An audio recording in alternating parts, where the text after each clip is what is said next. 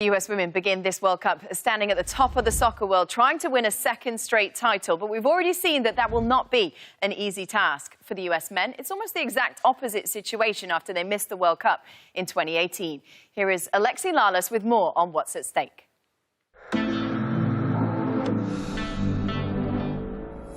For the two proud teams that wear the red, white, and blue, this summer brings different sets of expectations. One takes the field in search of a repeat, the other in search of resurrection. For both the US women and the US men, the same decisive day looms large, July 7th, 2019.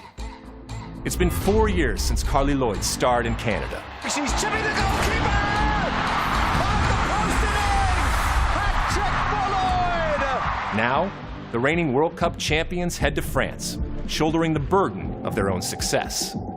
As a nation, they stand alone with the most World Cup titles. And in France, they stand alone with heightened expectations and ultimately only two options: to live up or to let down in a field that's as deep as any we've ever seen. For the US men's national team, the month ahead holds the promise of the Gold Cup. And for this embattled team, a first step on the path to redemption after a historic failure that is still hard to believe and harder to forget. And the United States eliminated, missing out on the World Cup for the first time since 1986. They brought in a new leader, rebuilt around young players. And after a wait of more than 600 days, it's their time to start again. For two proud teams, the summer challenge begins, with eyes ahead towards the finish in Lyon, France on July 7th, and at Soldier Field in Chicago, where one team can add to an unrivaled legacy, and the other restore faith that they are on the rise once again.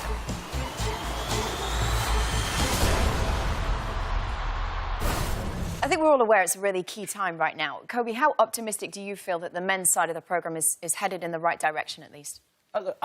I think they are headed in the right direction. And why I say that is because we look at all the players that are coming up through the youth right now. And you have young players on the national team that have been called in. You have the Christian Pulisic's, you have the Tyler Adams, you have Weston McKennie. Those are some top talents right there that I think are going to go into that first team and have an immediate impact on how this team plays. And from the little glimpses that I've seen of just those players and the young players coming in, it sparkles. They have some serious talent. I see them doing moves like an understanding of the game that I think goes beyond the previous generation. So we're seeing the growth. One thing we're noticing with youth is this kind of tendency to move more and more towards Europe, and we're seeing more and more young American players do that. What's that indicative of, do you think? I think it's a little bit of we should give ourselves some credit because we're developing young players. Our youth systems here are developing players that are now attracting the attention of European clubs. In the past, that wasn't so much the case. It was, if you got to Europe at a younger age in years previous, that was a huge accomplishment, not to say that it's not now. But but in all seriousness, and I credit a lot of these young players, too, for taking that leap. Because it's not easy to go to a foreign country in a league where it's really so cutthroat. You have to earn your spot every single day. And even then, getting to the first team is very, very difficult. So to Kobe's point, there's a lot of young talent coming through the pipeline right now. The national team is in a transitional period where there's a lot of younger players involved in that group already. So the gap between the U20s and the full team, is, in terms of the age group, it's not that far off. So I'm encouraged, and I think what the public, what the fans are demanding of this team is for them to win, which is where the bar should be set. I don't like saying if you lose, it's okay, or if you just get to this stage of a tournament, it's okay. No, I want the goal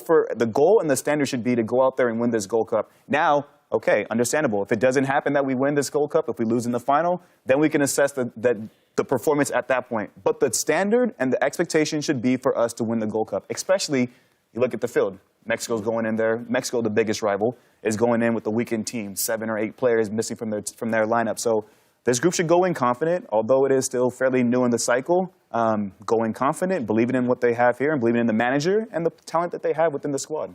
And I love how you say the standard on the men's side, because we've had that standard on the women's side, the expectation to win everything, the pressures of winning everything. And now the men are feeling that. They're going into the Gold Cup Bullhalter is filling out his team. He has the pressures to make that final, right? So Jill and Bullhalter are going through that same kind of feeling, and it's going to be a great summer, and we hope to see both of those teams on June 7th. It's so interesting. We're talking about the standards from the men and the women, right? Like the women, we win, and that's what they're fighting for, more equal pay. And I hate to bring it and go there, but that's what this U.S. Women's National Team is trying to give. This is what they do. They win championships, and they're expected to win another back-to-back World Cup.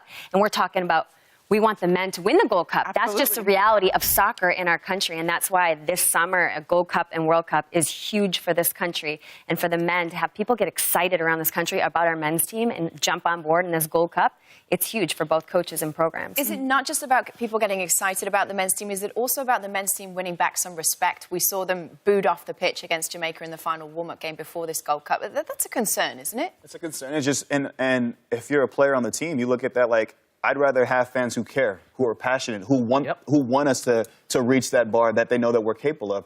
If the fans left that game still clapping them off the pitch, it's like, well, do you not care? And so we have passionate fans. We have passionate fans who are demanding of you. And so as a player, you say, okay, you accept that responsibility. And I guarantee you, when you look at that team, and if you were to talk to the individual players, they're all hungry. They're looking at this, and they have a point to prove. They want to show that they have the quality, to go out there and succeed and reach the expectations that we've set for them. Yeah, and like we said before, like the standard, the quality, like getting into a big tournament and being able to get better each and every game, have those players really come forward. Like, let's hear some names through this Gold Cup. Like, you know, get excited behind it, like see some new faces, who Bullhalter is going to like go after. Like, I'm excited to see what this team can do. Mo, you already mentioned the U20s. I know that you called their game today. They're also in action. It's a massive summer of soccer.